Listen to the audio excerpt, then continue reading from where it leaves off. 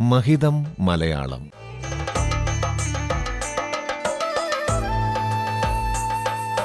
മലയാള ഭാഷയുടെ മഹിമകൾ കേട്ടറിയാൻ ഒരു സർഗയാത്ര.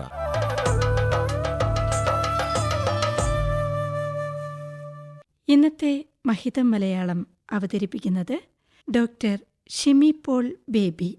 മനുഷ്യന്റെ പ്രാഥമിക ആവശ്യങ്ങളിൽ ഒന്നാണ് ആഹാരം. വിശപ്പടക്കാനുള്ള ഉപാധി മാത്രമല്ല, ബന്ധങ്ങളെ ഊട്ടിയുറപ്പിക്കുന്ന സാംസ്കാരിക ഘടകമായും അത് പ്രവർത്തിക്കുന്നുണ്ട്. ദുഃഖമുണ്ടാകുമ്പോൾ ഭക്ഷണം ഉപേക്ഷിക്കുന്നതും സന്തോഷിക്കുമ്പോൾ മധുരം വിതരണം ചെയ്യുന്നതും അതൊരു വൈകാരിക മാധ്യമമായതുകൊണ്ടുകൂടിയാണ്. ഭാഷയുമായും സംസ്കാരവുമായും ഇഴചേർന്നു കിടക്കുന്ന ആശയങ്ങളുടെ സഞ്ചികയായി ഭക്ഷ്യവസ്തുക്കളും ഭക്ഷണവും അവയുടെ പാചക രീതികളും സവിശേഷ സ്ഥാനം നേടുന്നുണ്ട്. പായസം മലയാളിക്കെന്നും സന്തോഷത്തിന്റെയും വിശേഷ അവസരത്തിന്റെയും സൂചകമാണ്. അതുകൊണ്ടുതന്നെ യാഥാർത്ഥ്യവുമായി തീരെ ബന്ധമില്ലാത്ത മനോരാജ്യം വിചാരിക്കുന്നതിനെ മനപ്പായസം ഉണ്ണുക എന്ന് പ്രയോഗിക്കുക പതിവാണ്. അപ്രതീക്ഷിതമായുണ്ടായ സന്തോഷത്തെ സൂചിപ്പിക്കാൻ മനസ്സിൽ ലഡു പൊട്ടി എന്ന് പറയാറുണ്ട്. പ്രവർത്തികളൊന്നും ചെയ്യാതിരിക്കുന്ന അലസരെ അടയാളപ്പെടുത്താൻ അരി വറക്കുക എന്നും അരി വെപ്പുകാർ എന്നും പ്രയോഗിക്കും. അടുക്കളയിലെ അനുഭവത്തെ സാമൂഹിക ജീവിതത്തിലേക്ക് പറിച്ചു നട്ടതിൽ നിന്നാണ് ആ പരിപ്പ് ഈ കലത്തിൽ വേവില്ല എന്ന പ്രയോഗം കടന്നുവന്നത്. ഒരാളുടെ തന്ത്രങ്ങൾ മറ്റൊരാളുടെ അടുത്ത് ഫലിക്കാതെ വരുമ്പോഴാണ് ഇത്തരം ശൈലികൾ ഉപയോഗിക്കുക.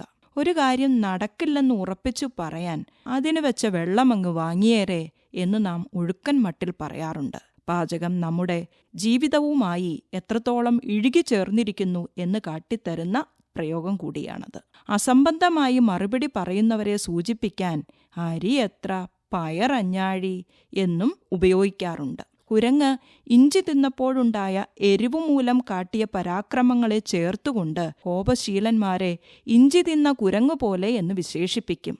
മറ്റുള്ളവരുടെ പ്രയത്നം കൊണ്ട് സുഖമായി ജീവിക്കുന്ന അലസരെ കാണുമ്പോൾ പത്തായം പേറും ചക്കി കുത്തും അമ്മ വയ്ക്കും ഞാനുണ്ണും എന്ന് വിശേഷിപ്പിക്കാറുണ്ട്.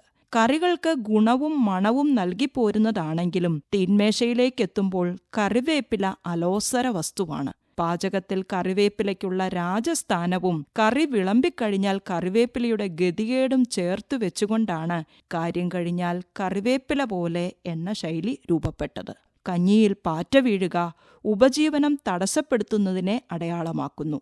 മലയാളിയുടെ നാവിൻ തുമ്പിലെ രുചി ചിന്തയുടെയും ഭാവനയുടെയും കരുത്തുകൂടിയാണെന്ന് ഇത്തരം പ്രയോഗങ്ങൾ കാട്ടിത്തരുന്നു.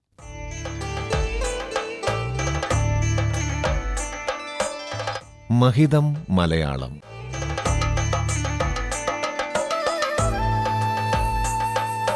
മലയാള ഭാഷയുടെ മഹിമകൾ കേട്ടറിയാൻ ഒരു സർഗയാത്ര.